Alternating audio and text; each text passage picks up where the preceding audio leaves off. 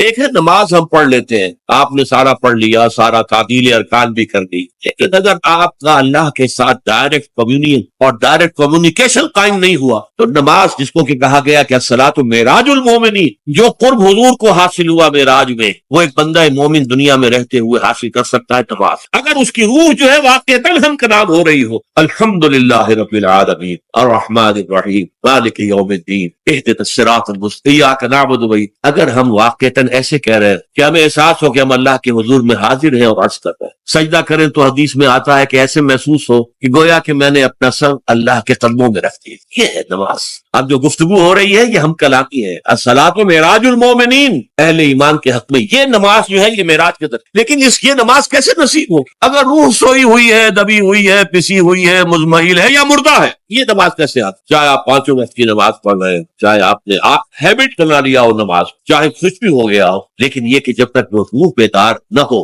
جب تک ہم کلامی نہ ہو، افلاک سے آتا ہے نالوں کا جواب آخر، اٹھتے ہیں حجاب آخر، کرتے ہیں خطاب آخر، جب تک یہ نہ ہو، جیسے کہ میں ایک حدیث قدسی انشاءاللہ آج سناؤں گا سورہ فاتحہ کی ذکر، کہ اللہ تعالیٰ کے سامنے جب کھڑا ہو کر انسان جب کہتا ہے انی وجہت وجہی للذی فطر السماوات والارض حنیفا، دائیں بائیں سے بالکل اپنا تعلق کاٹ کر میں نے اپنا رخ کر لیا ہے اس اللہ کی طرف جس نے آسمان اور زمین پر۔ اب یہ توجہ وجہ تو اگر یہ تو ہے چہرہ تو ہم نے کر دیا خانہ کعبہ کی طرف، اندر سے ہماری روح متوجہ نہیں ہوئی، وہ سوئی پڑی، اسے پتہ ہی کچھ نہیں کہ کیا ہو رہا ہے، تو اس صورت میں وہ کیا ہے؟ ظاہری بات تو پوری ہو گئی، نماز کا ثواب ہو جائے گا، فرض کی ادائیگی کا ثواب مل جائے گا، لیکن وہ اصل نماز کا حاصل ہے۔ یہ ہے وہ بات وَإِذَا سَأَلَكَ عِبَادِي عَنِّي فَإِنِّي قَرِيبٌ، اے نبی جب میرے بندوں کی روحیں بیدار توانا ہو جائے، حیات تازہ سے وہ ہم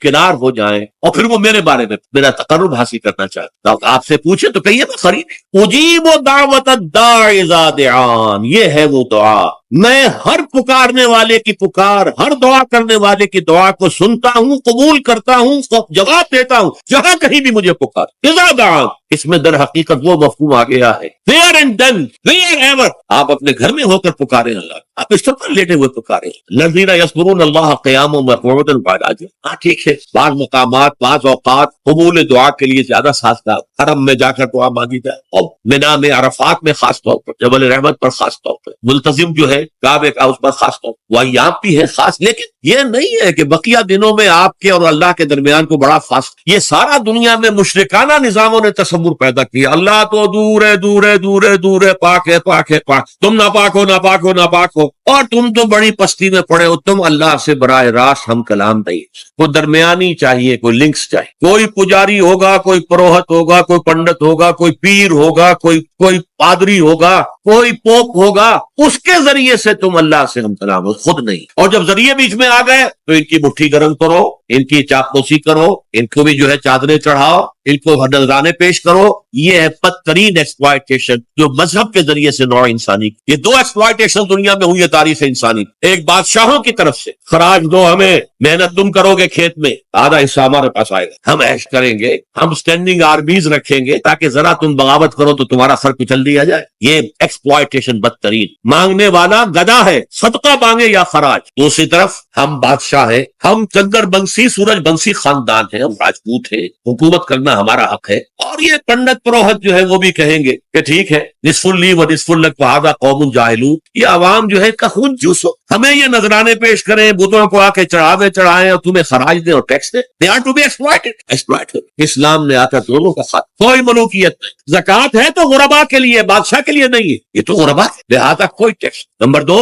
اللہ سے ہم کلام ہونے کے لیے کسی دربان، کسی جو ہے پہرے دار کی مٹھی گرم کرنے کی ضرورت، جب چاہو ہم کلام ہو، دل کے آئینے میں ہے تصویر یار، جب ذرا گردن جھکائی دیکھ، یہ تو تم ہماری طرف متوجہ نہیں ہوتے، ہم تو ہر وقت کہتے ہیں، ہر شب کو آخری لمحات جو ہے، آخری جو گھنٹے ہیں رات کے، سمائے دنیا تک ہم نزول فرما لیتے ہیں تمہارے لیے، اور پکارنے والا پکارتا ہے، حل من مستغفر فاغفر لہ، ہے کوئی استغفار کرنے والا کہ میں اسے بخش، حل من سائل فاعطیہ، ہے کوئی مانگنے والا کہ میں اسے عطا کروں؟ تم بھی سوئے رہتے ہو، انڈا غفیر رہتے ہو، تمہیں ہماری طرف توجہ نہیں ہے۔ اگر ہماری طرف متوجہ رہ جاؤ تو جیسے کہ اقبال نے کہا کہ میں تیرے لیے یہ دربان جو ہے ایران کلیسا کو کلیسا سے اٹھا دوں، کیوں خالق و مخلوق میں حائل رہے پردے؟ تو نماز پڑھتے ہوئے مجھے یہ احساس کیوں نہیں ہوتا کہ میں اس کائنات کے رب کے سامنے کھڑا ہوں؟ مجھے اس سے ڈر کیوں نہیں لگتا؟ مجھے اس کی موجودگی کا احساس کیوں نہیں ہوتا؟ مجھے تو بتایا گیا تھا خواتین کی طرف سے سوال ہے، یہاں تو آ گیا کہ کھڑا ہوں، مجھے اس سے ڈر کیوں نہیں لگتا؟ مجھے اس کی موجودگی کا احساس کیوں نہیں ہوتا؟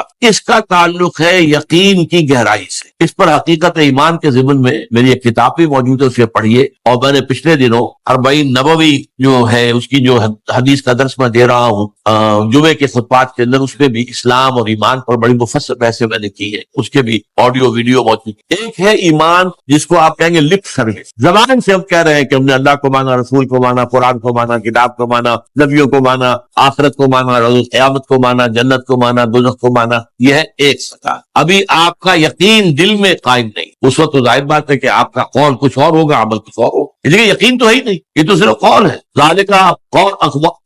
قولهم بافواہہم، اپنے منہ سے بات آپ نکال رہے ہیں صرف، لیکن یہ دل میں نہیں ہے۔ اچھا، اب دل میں اتر جانا بھی اس کے درجے، اس درجے اتر جانا کہ آپ ہر وقت یہ محسوس کریں کہ اللہ مجھے دیکھ رہا ہے، یہ ہوگا تو یقیناً پھر آپ کو نماز میں بھی لطف آئے گا، جیسا کہ قرآن میں آتا ہے فَإِنَّكَ بِأَعْيُنِنَا، اے نبی آپ ہماری نگاہوں میں ہیں، ہم آپ کو دیکھ رہے ہیں۔ جب بھی آپ مسلمانوں میں گھومتے پھرتے ہوتے ہیں اور تقلبک فی الساجدین، اور ان نمازیوں کو کے درمیان آپ دیکھتے ہیں کوئی کس حالت میں ہے، آپ رات کو آپ چکر لگایا کرتے تھے کہ کس کس گھر سے تہجد کے وقت قرآن پڑھنے کی آوازیں آ رہی ہیں، کہاں سے نہیں آ رہی ہیں، کون جو ہے میرا پیروکار جو ہے وہ تہجد پڑھ رہا ہے، کون نہیں پڑھ رہا۔ اسی میں وہ واقعہ آتا ہے کہ آپ گزرے حضرت ابوبکر کے مکان کے پاس سے، اور مکان آپ کو معلوم ہے کوئی کنالوں میں تو ہوتے نہیں، وہ تو چھوٹی چھوٹی جو ہے وہ جھوپڑیاں تک سمجھ لیجئے، معمولی سے مکان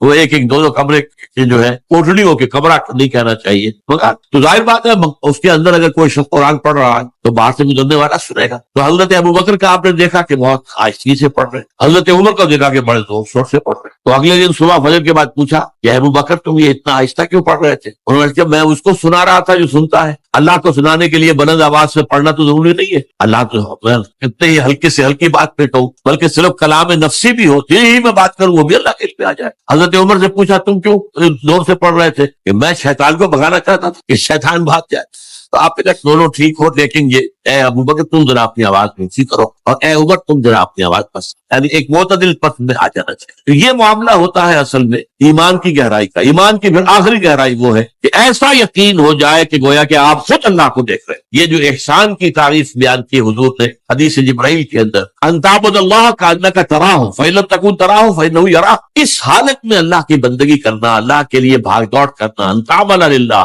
کانک تراہ ان تخشى اللہ کانک تراہ، اللہ کا خوف تم پر اتنا ہو جائے گویا کہ تم اللہ کو دیکھ۔ اب آپ اندازہ کیجئے کہ جب قیامت میں سارے پردے اٹھ جائیں گے، جہنم بھی ہمارے سامنے ہوگی اور جنت بھی سامنے ہوگی، وہاں بھی کوئی کفر کر سکے گا؟ تو ظاہر بات ہے کہ جب اللہ تعالیٰ کو دیکھنے کی حد تک کی کیفیت پیدا ہو جائے، یقین کا وہ درجہ، تو پھر اس میں کوئی غلط کام کرنے کا انکار نہیں۔ سبحانک اللہم و بحمدک، نشہد ان لا الہ الا انت، نستغفرک و نتوب الیک۔